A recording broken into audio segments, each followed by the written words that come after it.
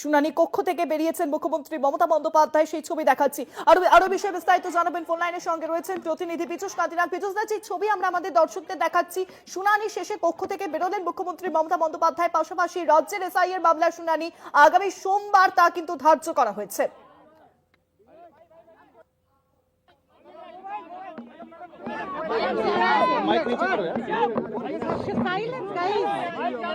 Sir आप frame दे दो।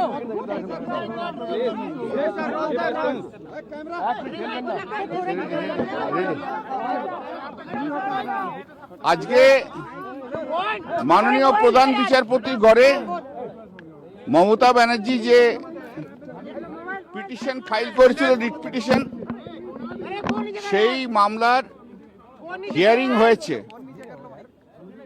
এবং সেই মামলার সঙ্গে আরো অন্যান্য যে মামলাগুলো রয়েছে, দোলার মামলা, ডেরেকের মামলা এবং জয় গোস্বামীর মামলা, এই তিনটে মামলাই হিয়ারিং হয়েছে।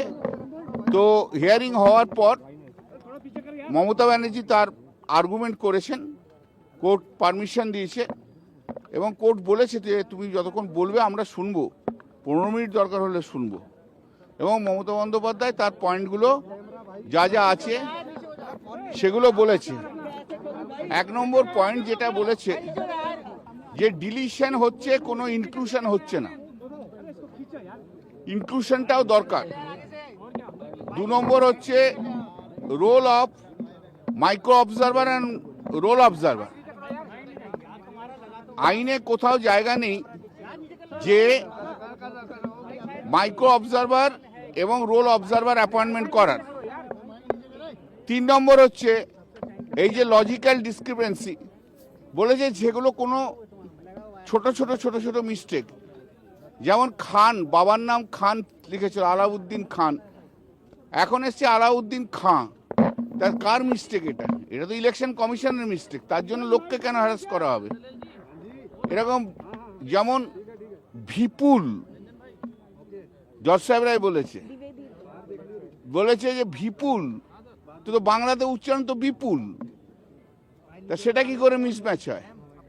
তারপর মহিলারা যাদের বিয়ে হয়ে গেছে, যাদের সারনেম চেঞ্জ হয়ে গেছে, তাদের কি করে মিসম্যাচ হয়?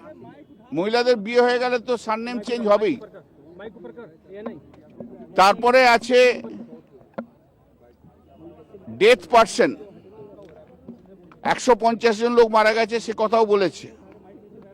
এবং এই যে স্ট্যাচুটে যে ক্ষমতা দেয়া আছে ইআরও এবং ডিআরও, সেই ক্ষমতা কেড়ে নিয়ে মাইক্রো অবজারভারদের দিয়ে তাদের ডিসিশন নিয়ে আসছে, সেটাও ইলিগ্যাল।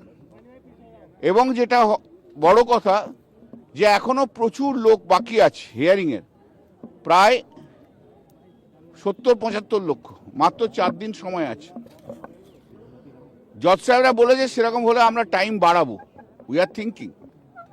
এবং এই মামলা সোমবার দিন আবার হিয়ারিং হবে, তারপর যা ফাইনাল অর্ডার দেওয়ার তা ফাইনাল অর্ডার দেওয়া হবে। আরও 2-3টে ম্যাটার আছে, সেগুলোকে ট্যাগ করা হয়েছে।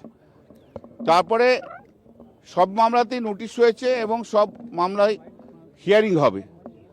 তো মমতা বন্দ্যোপাধ্যায় যে কারণে এসছিলেন, যে তার যে বক্তব্য পশ্চিমবাংলার মানুষের হয়ে বলার, তার অনেকটাই আজকে বলেছেন।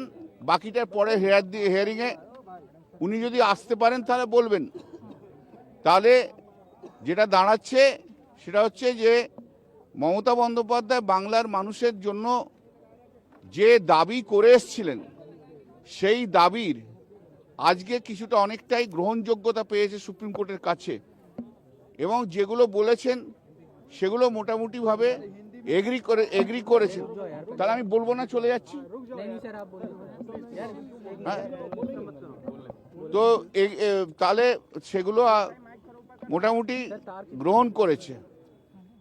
সোমবার দিন আবার মামলা হবে, তারপর দেখা যাক কি অর্ডার দেওয়া হবে। তবে কোর্ট তার মাইন্ড